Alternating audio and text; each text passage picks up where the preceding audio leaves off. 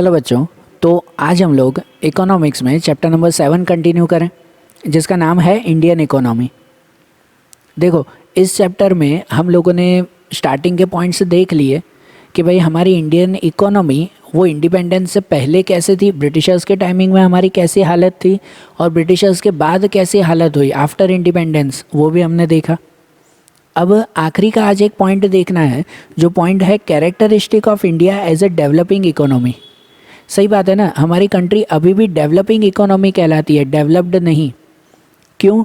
क्योंकि आज भी बहुत सारे सेक्टर्स में जितना प्रॉपर डेवलपमेंट होना चाहिए उतना डेवलपमेंट हुआ नहीं है। इसीलिए आज भी हमारी कंट्री कैसी कहलाती है? डेवलपिंग कंट्री कहलाती है। तो एज ए डेवलपिंग कंट्री हमारे यहाँ पर कैसी कैसी प्रोग्रेस हुई है आज़ादी से लेकर अभी तक, हर एक सेक्टर में कैसी कैसी प्रोग्रेस हुई है, वो अब हम लोग देखें कि जिनमें सबसे पहला आता है ग्रोथ रेट। देखो, कोई भी कंट्री में अगर डेवलपमेंट चाहिए ना, प्रॉपर डेवलपमेंट चाहिए ना, तो उस कंट्री का ग्रोथ रेट अप्रॉक्सीमेट 8 to 10% के आसपास होना चाहिए। 8 to 10%, मतलब हर साल आज हमारा देश जिस कंडीशन में है, अगले साल हर एक चीज़ में, इंडिया की हर एक चीज़ में 8% ज़्यादा होना चाहिए। 8 to 10% ज़्यादा। अभी जितनी टेक्नोलॉजी है अगले साल उसमें टेक्नोलॉजी बढ़नी चाहिए, बराबर। अभी जितनी बिज़नेस चल रहा है, सब हर किसी का बिज़नेस जो चल रहा है अगले साल उसमें और बढ़ावा होना चाहिए, है ना, 8 to 10% का। अभी जैसे एजुकेशन की कंडीशन है, अगले साल 8% और बढ़नी चाहिए। अगर हर साल 8 to 10% जितना ग्रोथ रेट हो ना, तो कहलाता है कि हाँ भाई कंट्री अभी डेवलप हो रही है और धीरे धीरे डेवलप्ड कहलाएगी, है ना, डेवलप्ड कहलाएगी फिर। लेकिन हमारी कंट्री में ग्रोथ रेट बहुत कम है, ठीक है, बहुत कम है। कहते हैं कि जब जो है 1950 के बाद, जब आज़ादी मिली 1950 से लेकर 1990 तक, 40 सालों तक हमारी कंट्री का ग्रोथ रेट कितना था पता है? एवरेजली 3 to 4% जितना। कितना? सिर्फ 3 to 4%। कितना चाहिए होता है? 8 to 10 चाहिए होता है। आज़ादी मिली 1947 में, उसके बाद 1950 से, जब से हमारे नए कॉन्स्टिट्यूशन बने, तब से लेकर 1990 तक सिर्फ ग्रोथ रेट 3 to 4% जितना था। फिर 1990-91 में जब वो रिफॉर्म्स किए गए, याद है ना, इकोनॉमिक्स के रिफॉर्म्स, लिबरलाइजेशन, प्राइवेटाइजेशन, ग्लोबलाइजेशन, ये जब चेंजेस किए गए ना, तो हमारा ग्रोथ रेट थोड़ा सा बढ़ा। लेकिन वो भी 3% से इंक्रीज़ होकर 6% के आसपास पहुंचा, बराबर। 1991 के बाद एवरेजली 6% के आसपास, हाँ डबल हो गया, ये बात ठीक है। लेकिन फिर भी आप सोचो कि जहाँ 8-10% चाहिए, वो भी कम होकर अभी भी 6% के आसपास ही है। और उसमें भी बीच में कुछ प्रॉब्लम हो जाती है तो ये ग्रोथ रेट और कम हो जाता है। जैसे 2013-14 या 14-15 में एवरेज ग्रोथ रेट 5% से भी कम चला गया था। उस टाइम मंदी का टाइमिंग चल रहा था। 13-14, 14-15, इन सालों में एवरेज ग्रोथ रेट 5% से भी कम। अभी प्रेजेंट बात करें, वो बुक में तो नहीं लिखी गई है, लेकिन जनरल बात कि अभी जैसे ये कोरोना का टाइमिंग आया तो 2020 का ग्रोथ रेट 3% के आसपास पहुंच गया, बराबर। 2020 में हमारी कंट्री का ग्रोथ रेट 3%। तो आप भी सोचो ना कि जहाँ ग्रोथ रेट 8% तक बढ़ाने की बात करते हैं हम लोग, 8 to 10%, वो कम होकर 3, 4, 5% के आसपास ही पहुँचता है। तो हमारी कंट्री अभी भी डेवलपिंग ही कहलाएगी ना, डेवलप कैसे कहलाएगी, बराबर। अगर हमारी कंट्री की नेशनल इनकम देखो ना, नेशनल इनकम मतलब पूरी कंट्री की जो इनकम है वो, तो 1950 में जब आज़ादी मिली थी, तब उस वक्त हमारी कंट्री की नेशनल इनकम 2,69,724 करोड़ थी, मतलब अप्रॉक्सीमेट 2.5 लाख करोड़, है ना, 2.5 लाख करोड़ इतनी इनकम थी, जो इंक्रीज़ होकर 2013-14 में 87,51,834 करोड़ हुई, 87 करोड़ हो गई।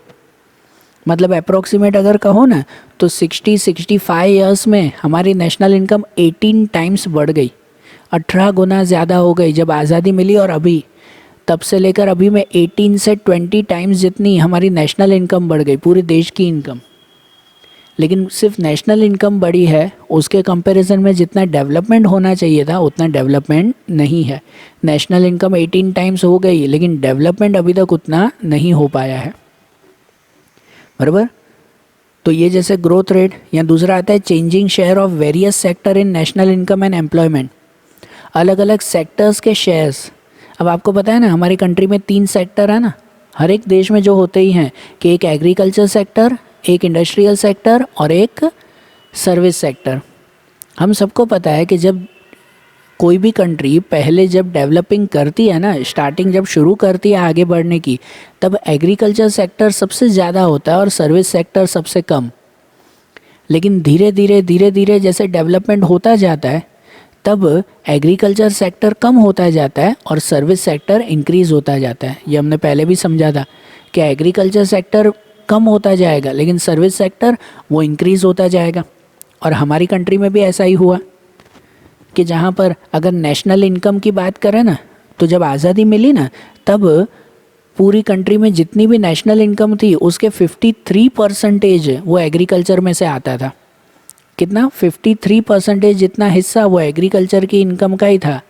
लेकिन अब वो कम होके सिर्फ 17% रह चुका है कि अब जितनी नेशनल इनकम होती है उसमें खाली 17% जितना हिस्सा एग्रीकल्चर का है। 53 से 17, तो ये कम हो गया, मतलब हम पीछे गए ऐसा नहीं। मैंने बताया एग्रीकल्चर में अगर ये कम हो जाए मतलब तो हमारी कंट्री डेवलपमेंट कर रही है, बराबर ना, आगे बढ़ रही है, ऐसा कहलाया। इंडस्ट्रीज़ की बात करें ना तो नेशनल इनकम में पहले इंडस्ट्री का हिस्सा सिर्फ 16% था, 16.6%, जो बढ़ के इंडस्ट्रीज़ तो बढ़ेगी, एग्रीकल्चर कम होगा, बाकी दोनों बढ़ेंगे। तो इंडस्ट्रीज़ में पहले आज़ादी के वक्त 16% था, जो बढ़ के अभी 2014-15 के आसपास 29.7%, मतलब कि 30% के आसपास पहुंच गया, बराबर ना। तो इंडस्ट्रीज़ में हाँ इंक्रीज़ हुआ है, ये बात अच्छी है। और सर्विस सेक्टर की बात करें तो आज़ादी के वक्त सर्विस सेक्टर का 30% हिस्सा वो नेशनल इनकम में आता था। सर्विस सेक्टर का 30%, जो इंक्रीज़ होके 52% हो गया है अब। मतलब पहले जब आज़ादी थी ना तो आज़ादी के वक्त हमारी जितनी भी नेशनल इनकम थी, पूरे देश की इनकम, उसमें से आधे से ज़्यादा हिस्सा वो एग्रीकल्चर का था। अब उल्टा हो चुका है, अब आधे से ज़्यादा हिस्सा वो सर्विस सेक्टर का है। तो ये एक चीज़ बताती है कि हाँ भाई हमारी कंट्री आगे बढ़ रही है। एग्रीकल्चर धीरे धीरे कम होता गया और सर्विस सेक्टर बढ़ता गया। जिस कंट्री का सर्विस सेक्टर सबसे अच्छा हो तो वही कंट्री सबसे ज़्यादा डेवलप कहलाती है, बराबर। इसके अलावा अगर इनके एम्प्लॉयमेंट की बात करें कि पहले कितने लोग इसमें जुड़े हुए थे, अभी कितने जुड़े हुए हैं। अगर एम्प्लॉयमेंट की बात करें तो एग्रीकल्चर में पहले 72% लोग जुड़े हुए थे। ये हमने पहले भी ये इन्फॉर्मेशन पढ़ी थी। एग्रीकल्चर में 72%, मतलब कितनी, 2/3 जितनी पॉपुलेशन, 72% जितनी पॉपुलेशन वो एग्रीकल्चर ही करती थी जब आज़ादी थी तब। अब वो कम होके 48% हो चुकी हैं, बराबर ना। अब 48% जितने लोग आज भी खेती करते हैं।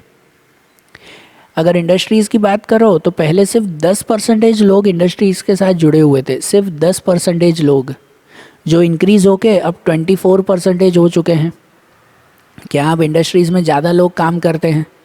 और सर्विस सेक्टर की बात करो तो सर्विस सेक्टर में पहले सिर्फ 17% लोग जुड़े हुए थे। 17% लोग सर्विस सेक्टर से जुड़े हुए थे, जो इंक्रीज़ होके अब 26% जितने हो गए। कितने हो गए? 26%, बराबर। तो ये एम्प्लॉयमेंट में भी फ़र्क आया ना। हाँ, तो पता चलता है इन नंबर से, इन बातों से पता चलता है कि हमारी कंट्री धीरे धीरे आगे बढ़ रही है, लेकिन सच में धीरे धीरे ही। जितनी स्पीड में और जितनी जल्दी हमारा डेवलपमेंट होना चाहिए उतना नहीं हो पा रहा है। इसके बाद आता है पर कैपिटा इनकम। इसके बाद पर कैपिटा इनकम, तो पर कैपिटा इनकम मतलब हर एक पर्सन की एवरेज इनकम, हर पर्सन की एवरेज इनकम कितनी वो। तो जब आज़ादी मिली तब हमारी पर कैपिटा इनकम 7,114 रुपीज़ थी। कितनी आज़ादी के वक्त? 7,114 रुपीज़ जब आज़ादी मिली तब। और अब 2013-14 में जब काउंटिंग हुई थी तो उसके हिसाब से हमारी पर कैपिटा इनकम 39,000 हो गई। 39,000, मतलब अप्रॉक्सीमेट अगर कहो ना तो 5 to 6 टाइम्स जितनी हमारी ये पर कैपिटा इनकम इंक्रीज़ हो गई। पहले लोगों को जितनी इनकम मिलती थी आज 5 गुना ज़्यादा मिल रही है। लेकिन ये ठीक है, ये नंबर्स बताते हैं कि अब हमारी इनकम 5 गुना ज़्यादा है। पहले आज़ादी के वक्त जितनी इनकम मिलती थी, लेकिन 5 गुना ज़्यादा के सामने उतने एक्सपेंसेस, उतने जो है वो दूसरे क्या कहते हैं नॉर्मल खर्चे का हो, वो भी तो उतने इंक्रीज़ हो चुके हैं ना। तो इसकी वजह से जो पुअर पीपल हैं वो आज भी हमारी कंट्री में पुअर ही रहते हैं। तो ये भी एक रुकावट है कि हमारी कंट्री जो है वो आगे नहीं बढ़ रही। पर कैपिटा इनकम इंक्रीज़ हुआ है, नो डाउट हम लोग आगे बढ़े हैं, पहले इनकम से अभी 5 गुना इनकम बढ़ गई सबकी, लेकिन उसके सामने दूसरी चीज़ें भी तो उतनी इंक्रीज़ हो चुकी है ना। समझ आ रही है ना बात। अब पर कैपिटा इनकम के बाद दूसरे अगर पॉइंट देखें तो वो आता है इम्प्रूवमेंट इन बेसिक यूटिलिटीज़, कि बेसिक यूटिलिटीज़ की चीज़ें, बेसिक चीज़ें जैसे हम लोग इंफ्रास्ट्रक्चर फैसिलिटीज़ कहते हैं, हमारे लिए जो जो ज़रूरी चीज़ें हैं उसमें कैसे कैसे डेवलपमेंट हुआ है ना। फिर भले वो अर्बन एरिया हो या रूरल एरिया हो, भले शहर का एरिया हो या गांव का एरिया हो, इन चीज़ों में कैसा डेवलपमेंट हुआ है वो देखें। बेसिक चीज़ें जिसमें electricity, water supply, road, irrigation, transport, communication, health, education, इन सब में कैसा कैसा डेवलपमेंट हुआ है। तो जो बेसिक देखें, सबसे पहले इरिगेशन की बात करें अगर, इरिगेशन मतलब जो खेतों में पूरा पानी मिलता है वो, है ना, खेतों में जो पानी दिया जाता है वो इरिगेशन फैसिलिटीज़। तो पहले के टाइम में जब आज़ादी मिली ना, तब इंडिया में जितनी भी ज़मीन थी ना, उसमें से सिर्फ 22.6 मीटर हेक्टर में, 22.6 मीटर हेक्टर, उसी में ही सिर्फ और सिर्फ जो है वो पानी मिलता था। तो अगर 22.6 मीटर मतलब अप्रॉक्सीमेट अगर कहो ना तो खाली 20% जितनी ज़मीन में, पूरी इंडिया की कितनी ज़मीन, पूरी इंडिया में जितनी ज़मीन में खेती होती है उसमें से खाली 20% जितनी ज़मीन में ही ये पानी की फैसिलिटीज़ थी जब आज़ादी मिली तब। सोचो कैसे खेती होती होगी। इसलिए तो कहते थे ना कि भाई टोटली वो बारिश के ऊपर डिपेंड थे, जो अब इंक्रीज़ होके 63 मीटर हेक्टर हो चुकी है। ठीक है, इंक्रीज़ हुई है, लेकिन अगर परसेंटेज वाइज देखें ना तो आज भी पूरी इंडिया के सिर्फ 45% जितनी ज़मीन में ही पूरा पानी मिलता है। 45, समझ रहे हो, आधा भी नहीं, 50 से भी कम। मतलब जितने ज़मीन पे किसान खेती करते हैं ना, उसमें से आधी ज़मीन पर भी उन्हें पूरी पानी की फैसिलिटीज़ नहीं मिलती। आधे देश में पूरी पानी की फैसिलिटीज़ आज भी नहीं मिल रही है। तो आप सोचो हमारी कंट्री डेवलप्ड कैसे कहलाएगी अभी तक, बराबर ना। पहले जो थे, पहले समझो 15 to 20% जितनी ज़मीन में पानी मिलता था, आज वो 45% हो गई, डबल हो गया है। लेकिन ये भी तो कमी कहलाया ना। आज भी आधे से ज़्यादा ज़मीन तो सूखी है, जो बारिश के ऊपर डिपेंड होती है, इरिगेशन फैसिलिटीज़ उन्हें मिलती ही नहीं है। सही बात क्या नहीं। उसके बाद लिटरेसी की अगर बात करें, तो लिटरेसी जब आज़ादी मिली ना, तब ओवरऑल इंडिया में लिटरेसी सिर्फ 18.33% थी। कितनी? 18.33%। जस्ट इमेजिन, जब आज़ादी मिली तब खाली 18% लोग पढ़े लिखे थे पूरी इंडिया में। ऑलमोस्ट पूरी इंडिया वो इलिटरेट थी। जो इंक्रीज़ होके जब लास्ट सेंसस हुआ था ना 2011 में, जब काउंटिंग की गई थी, तब पता लगाया गया था कि अब 73% लोग वो लिटरेट हैं। कितने? 73%। तो हाँ, लिटरेसी में काफ़ी इंक्रीज़ हुआ है, कि भाई पहले जब 18% लोग पढ़े लिखे थे, अब 73% लोग, बराबर। ये एजुकेशन में बहुत बड़ा डिफरेंस आया है। लेकिन इसमें भी ऐसा कहा जाता है कि जो एजुकेशन मिला है ना, वो सिर्फ और सिर्फ बुकिश एजुकेशन मिला है, प्रैक्टिकल एजुकेशन नहीं। सिर्फ कैसा एजुकेशन मिला है सबको? Bookish education, book related. जो प्रैक्टिकल एजुकेशन मिलना चाहिए वो बिल्कुल भी नहीं मिला लोगों को, बराबर ना। जब आज़ादी मिली ना, तो पूरी इंडिया में 20 यूनिवर्सिटीज़ थी और 500 जितने कॉलेज थे, बराबर। जो आज के टाइम में बढ़ के 700 से ज़्यादा यूनिवर्सिटी हो चुकी है। पहले से 20 यूनिवर्सिटी थी, अब 700 से ज़्यादा यूनिवर्सिटीज़ हैं पूरी इंडिया में।